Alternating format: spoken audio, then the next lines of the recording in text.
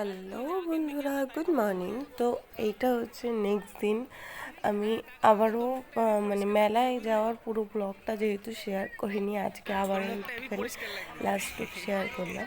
জানো তো, এই দিনকে যখন বেরিয়ে আসবো সেই টাইমে আমরা এই আচারের দোকানে দাঁড়ালাম এবং আচার খাওয়ার জন্য। আচার অতটা ভালোও ছিল না, আবার খারাপও ছিল না। মানে টেস্টটা একদম যে খুব ভালো ছিল সেটা আমি বলবো, সেই খুব ভালোটা ছিল না। কারণ এর আগে আমি একদিন আমার একটা বান্ধবী হাবড়ায় খেয়েছিলাম এরকমই আচারের দোকানে, কোনো মেলায় না, মানে গাড়ি নিয়ে যাচ্ছিল। তো তার কাছে যে আচারটা ছিল সেটা খুবই ভালো টেস্ট ছিল, খুবই। তো এখানে আমার বন্ধু বান্ধবী ওরাও একটু ভিডিও করতে দেখছিল, আর আমি তখন যেহেতু আচারের জন্য ব্যস্ত ছিলাম, আর ওরা বারবার বলছিল আমি খাবো না, তুই নিয়ে নিলে। আমি বললাম ঠিক আছে, অল্প নেব, সবাই মিলে খাবো। তো 100 গ্রামের দাম ছিল 35 টাকা। আর এত গরম ছিল, আসার সময় মানে গরমে পাগল হয়ে যাওয়ার মতো অবস্থা হচ্ছিল। আর যখন আচার নিচ্ছিলাম তখন এই যে বান্ধবীর মেয়ে আচার খাবে না, আচারের দোকানে অনেক সময় বাচ্চাদের খাওয়ার মতো মানে খেলনা টাইপের জিনিস থাকে না, যে ছাতার মধ্যে চকলেট থাকে, ওইগুলো খাবে বলছিল। আমি বলছিলাম দি, তো বান্ধবী বলছিল না না তুই চল। আর তারপর আচার নিয়ে আমরা রাস্তা মানে বাড়ির দিকে যখনই আসছিলাম তখন আবার চশমার দোকানে দেখলাম। তো বান্ধবী বলছিল দাম জিজ্ঞেস করতে, কেমন কত দাম। যখন আমি চশমাটা পরে দেখলাম, সত্যি চশমাটা খুবই ভালো লাগছিল। আমার বান্ধবী বন্ধু দুজনেই বলছিল হ্যাঁ ভালো লাগছে, নিয়ে নে। বাট প্রবলেমটা এই জায়গায় ছিল যে উনি একটু ফোটা মানে জাস্ট 20টা টাকা কমাবেই না। আর তার আগে তোমরা যে এখানে বাইরের দিকে চশমার যে বোর্ডগুলো টানানো দেখতে পাচ্ছ, যেটা হচ্ছে আমার দিকে ছিল, সেই চশমার বোর্ডে এই ফ্রেমেরই চশমা ছিল, সেই চশমাগুলোতে উনি বলছিল 280 করে।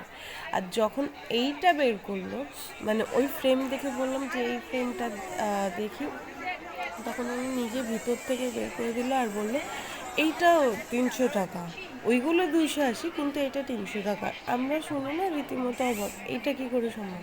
উনি তখন আমাদের বোঝাচ্ছেন না এটা একটু অন্যরকম, এইটার এই ব্যাপার, এটার ওই ব্যাপার, কিন্তু অ্যাকচুয়ালি উনি ইচ্ছা করে এই জিনিসটা করেছে। তো লাস্ট পর্যন্ত আমরা আর এই চশমাটা নেব না বলতেই পারছিলাম না। তারপর আমি আমার বান্ধবীকে বললাম তাহলে দুটো নে, তাহলে যদি 280 করে দেয়, কারণ ওরও এই মডেলটা খুব পছন্দ হয়েছিল। আমি ওকে বলছিলাম যে তুইও একটা নে, আমিও একটা নে। এখন নেব না, এখন নেব না, এখন নেব না, চাপ হয়ে যাবে। না না না, তুই কান দিস না, নিয়ে নে নিয়ে নে, পরের পাবি না, নিয়ে নে, দুটো দুটো নিয়ে নে। ভালোভাবে তুই তো পড়লি।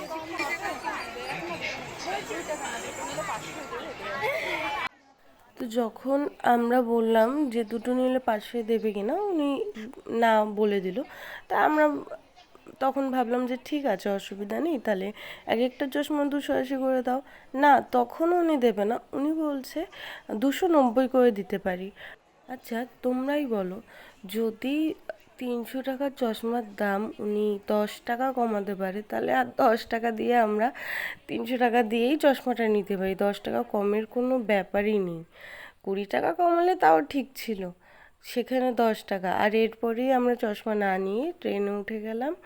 আর ট্রেনেও উঠে ট্রেনও ছেড়ে দিয়েছিল, মানে সেই মুহূর্তে ট্রেনটা আমরা দৌড়েই ধরেছিলাম।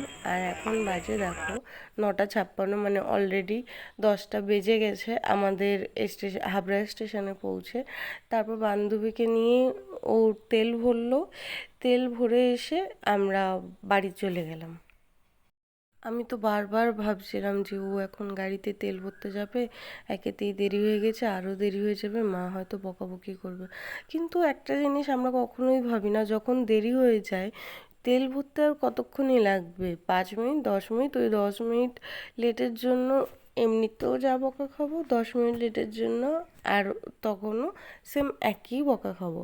তো এর জন্য পরে যখন বাড়ি আসলাম দেখলাম যে না আর বকাবকি করে।